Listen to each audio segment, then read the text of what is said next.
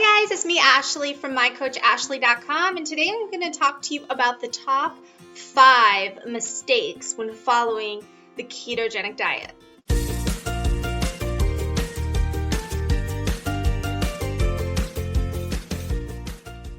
So we're going to get started right out the gate with the number one biggest mistake, but not only that, the biggest reason why people fail on the ketogenic diet. And that is they don't get enough electrolytes.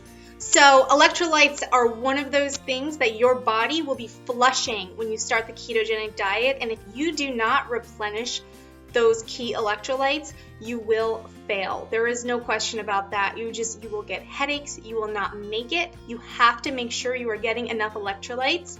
And the way that you can do this is through taking a magnesium supplement, through salting your foods, because your body is going to be losing a lot of sodium. As you flush, as your fat cells start shrinking and you're flushing, you're losing a lot of water, sodium goes with that. So you're going to be losing a lot of sodium. You need to make sure you're replenishing that very important mineral in your diet. So salt your food with some pink Himalayan salt. And then potassium, eat plenty of avocados, nuts. Those definitely help you get enough potassium, but also please make sure you're drinking enough water, because water, you're going to be losing a lot of water, and so it can be very easy to get dehydrated as well. So that's really important. So that would be number 1. Number 2 is not eating enough fat. So if you've been following the standard American diet, or if you have been eating low fat, low calorie for quite some time, it can be really ingrained in your brain that fat is bad. But here's the thing, your body is now running on fat as its primary fuel source. So what that means is you need to eat enough fat to give your body, give your brain enough fuel to feel its best and to get fat adapted as you burn through all of those glucose stores that you have from eating the carbohydrates in the past. Once that's burned through, your body's going to be running on fat. So it can't just run on the fat you have in your body stored alone. You need to be eating plenty of fats. So what that means is instead of getting ground turkey beef, or that doesn't make any sense. Instead of getting ground turkey meat, make sure you're getting ground beef and try to look for the highest fat content beef that you can, because that will be even better. You don't want the lean cuts of anything, steaks. You want there to be plenty of marbleization, which is the fat content that's in there. So make sure you're getting enough fat. Use plenty of healthy fats like olive oil on your salads. Olives have a lot of healthy fats in them. There are plenty of ways to get more fat into your diet, but definitely not getting enough fat is one big mistake that people make just getting started. You can't do low fat and low carb. That you will be starving yourself, and that will definitely lead to giving up. So if you want to go the long haul with the ketogenic diet, you need to make sure you're eating enough fat. And for the ketogenic diet, that consists of about 70 to 75% of your daily calories coming from healthy fats. Okay, number 3 is eating too much protein. So if you find that you're eating a lot of meat, protein, that is going to cause your body to actually convert the protein into glucose and store it the same as if you are eating carbs. So it's really important that you're not eating too much protein. The ketogenic diet is not a high-fat, high-protein diet.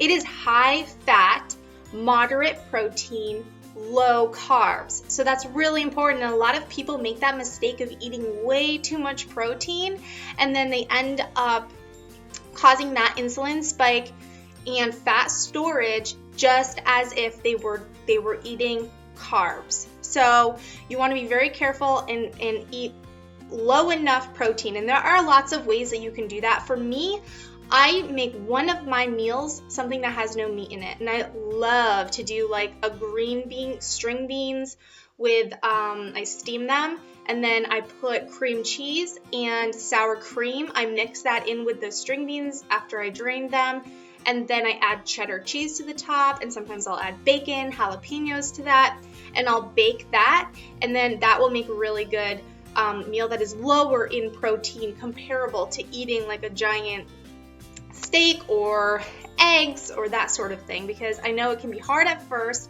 Or you can make yourself a salad.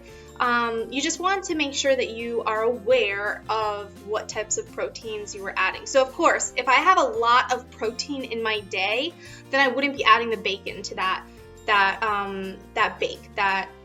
cheddar cheese, cream cheese amazingness that it really is. And I do eat that a lot because it is so good. So at first, you definitely want to track your macros with an app. Like, I really like the app Carb Manager for iOS. If you don't have iOS, MyFitnessPal does have one too. But just so you can get in the habit of balancing your macros, so you can understand if you're eating too much protein. Just be careful not to eat too much protein.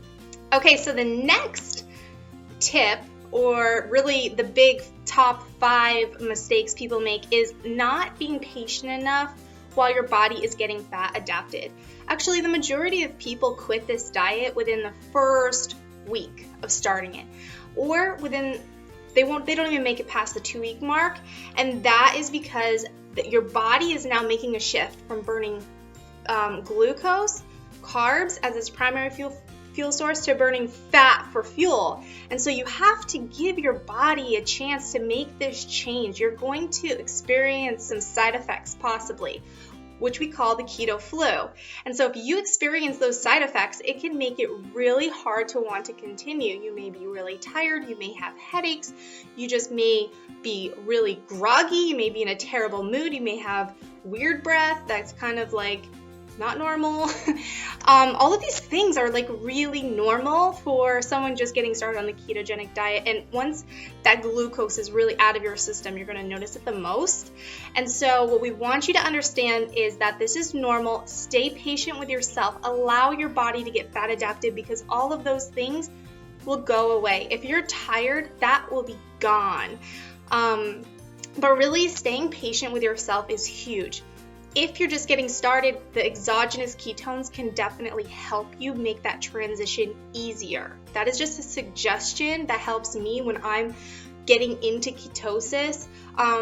It helps me with that, especially when you're trying to get fat adapted. It takes a lot of some of the side effects that can throw people off out of the equation. So if you're someone that you know is probably going to give up if you're really tired, you're experiencing those headaches, you're just not feeling good, and then you may be craving sugar if you're just barely getting fat adapted in your body for the first time, is no longer running on carbs, then that would be a good idea for you to consider.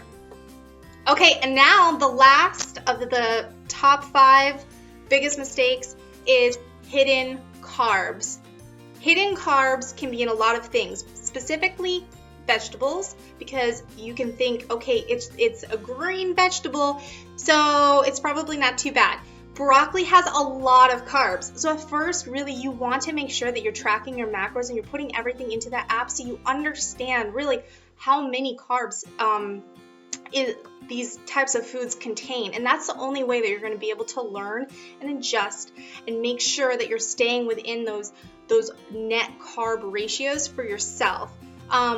So that is really the biggest thing. Just watch out for those hidden carbs and take a look at food labels. You really want to read the food label as best that you can and learn how to do that. But that's it. Those are the top 5 things that usually cause people to fail on the ketogenic diet. I hope this video helped you, and thank you so much for subscribing to my channel. I post and upload tons of videos like this with tips on the ketogenic diet, and so if you're someone following that type of diet, which something tells me you are if you're watching this video, be sure to subscribe to my channel. Thanks, guys.